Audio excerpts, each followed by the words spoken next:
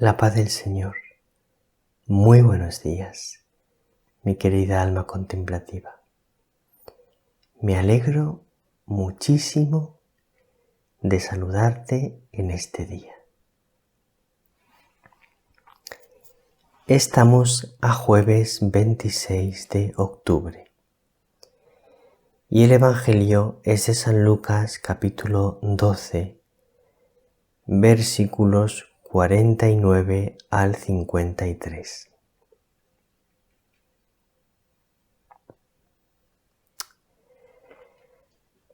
Querida alma contemplativa, considero que es importante que caigas mucho en la cuenta de lo que vamos a decir al explicar el Evangelio de hoy. Vamos a decir en la explicación del Evangelio de hoy una cosa que se dice poco, una cosa que se piensa poco, una cosa que con toda frecuencia se olvida y sin embargo es absolutamente fundamental para que la paz vuelva a la tierra y para que la Iglesia cumpla su misión y para que se cumplan los planes de Dios. Así que estate muy atenta, querida alma contemplativa. Dice así el Evangelio. En aquel tiempo dijo Jesús a sus discípulos: He venido a prender fuego a la tierra. Y cuánto deseo que ya esté ardiendo.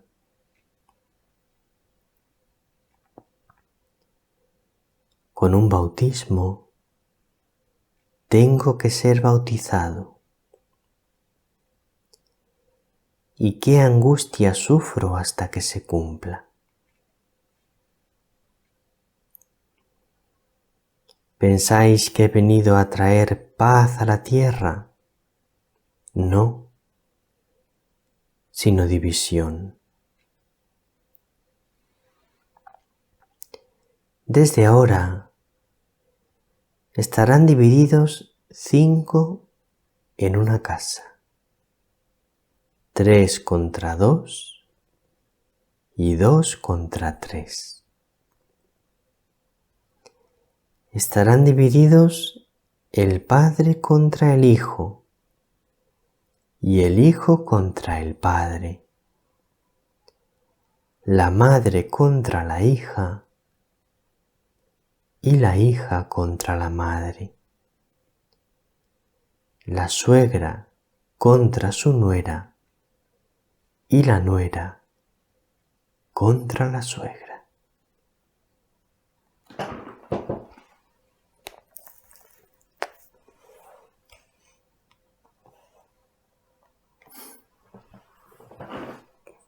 Atenta, querida alma contemplativa, a lo que voy a decir ahora mismo. Dice Jesús: He venido a prender fuego a la tierra.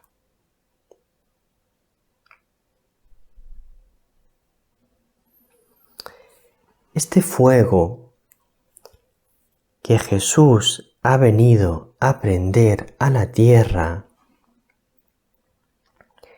es el Espíritu Santo,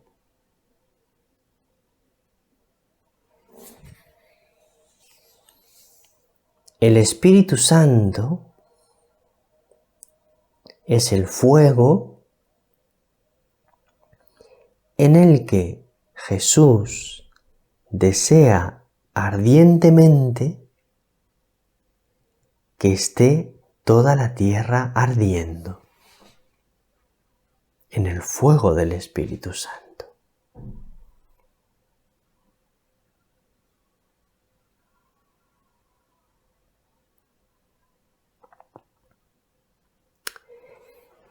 Esto nos está hablando también de la misión de la Iglesia,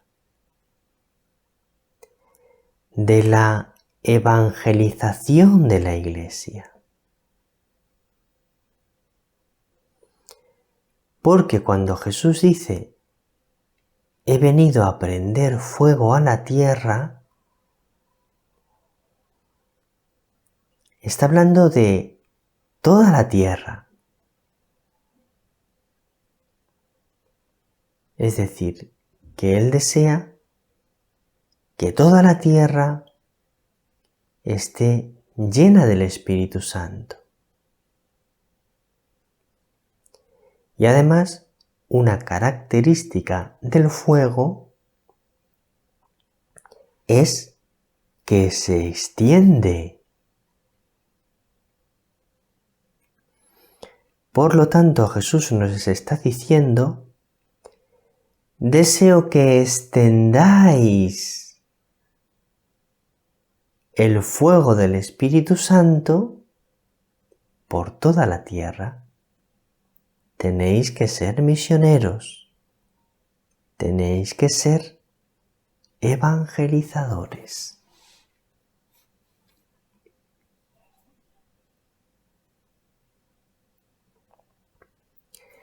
Entonces ahora quisiera hacer una reflexión sobre algo que frecuentemente se olvida por parte de los miembros de la Iglesia.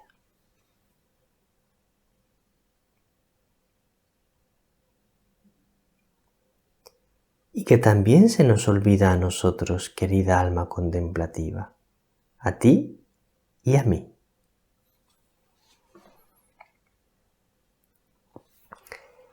Que para que el fuego del Espíritu Santo se extienda por toda la tierra,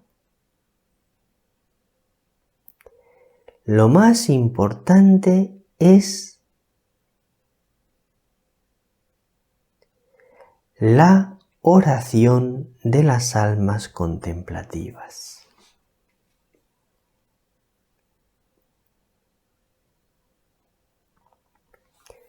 Lo más importante para que la Iglesia evangelice el mundo entero es que haya en la Iglesia almas profundamente contemplativas que piden al Señor que esto se produzca.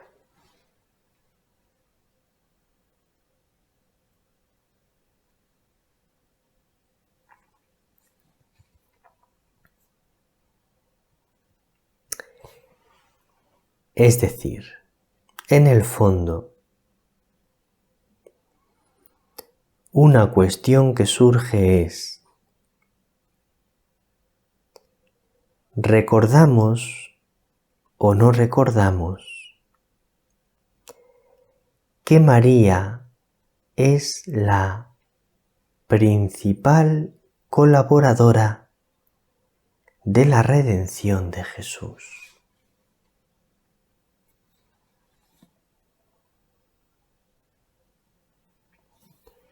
Y la principal colaboradora de la redención de Jesús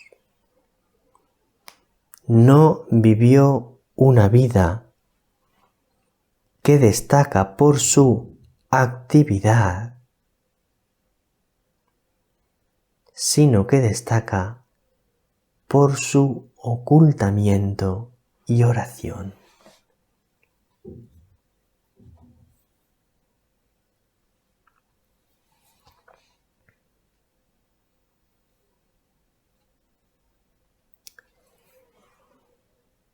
Es que en el Evangelio y en el magisterio de la Iglesia es muy claro que en la Iglesia la acción está ordenada a la contemplación y también que en la Iglesia la acción nace de la contemplación.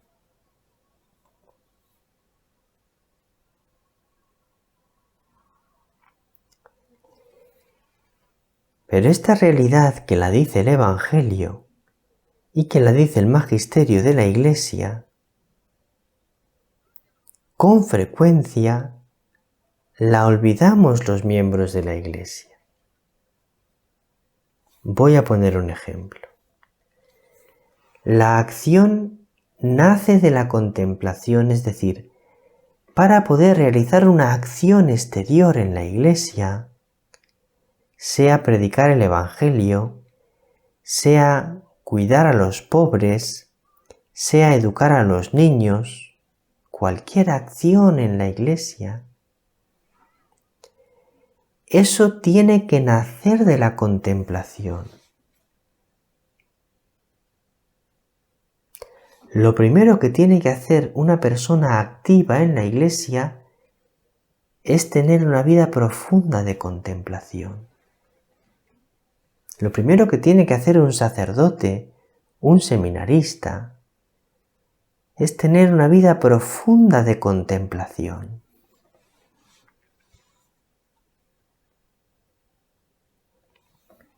Entonces,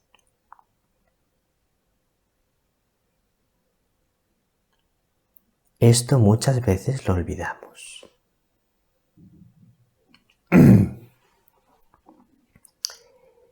Y también olvidamos que en la Iglesia la acción se ordena a la contemplación. ¿Qué significa que la acción se ordena a la contemplación? Que yo voy a evangelizar, yo predico, yo ayudo a los niños, a los pobres, a los ancianos, a los marginados, para llevarles a la contemplación de Cristo. El fin de la acción es llevar al mundo a la contemplación. El fin de la Iglesia es llevar al mundo a la contemplación.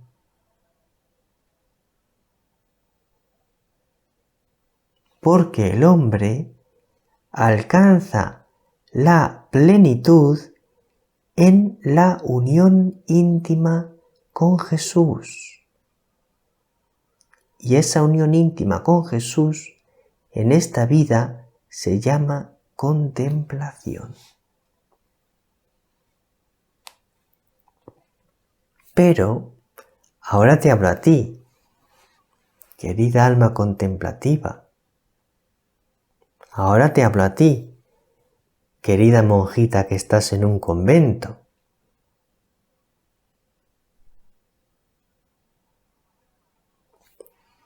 Nosotros somos almas contemplativas, pero ¿no es verdad que muchas veces se nos olvida la importancia de la contemplación? ¿No es verdad que incluso siendo almas contemplativas, a veces nos dejamos llevar por la actividad y no ponemos la contemplación en el lugar central de nuestra vida?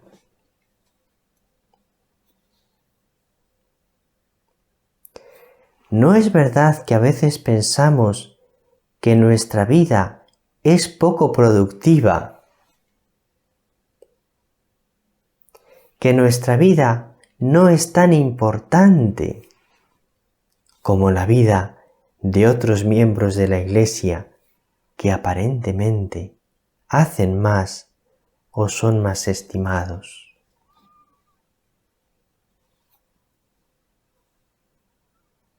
Que otros que trabajan en cosas más activas merecen más el pan de cada día que nosotros que estamos más dedicados a la contemplación.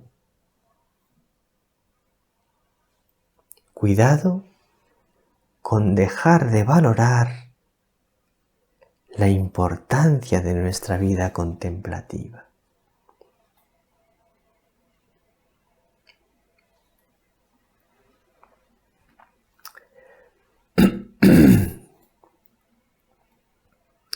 Os aconsejo mucho que leáis el número 852 del Catecismo. Os lo quería haber explicado, pero no me da tiempo. Habla sobre el Espíritu Santo, que es el que guía a la Iglesia en la misión.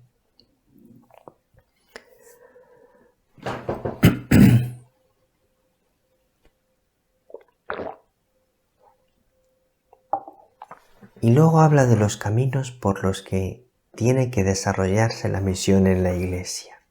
¿Cómo tiene que ser misionera la Iglesia?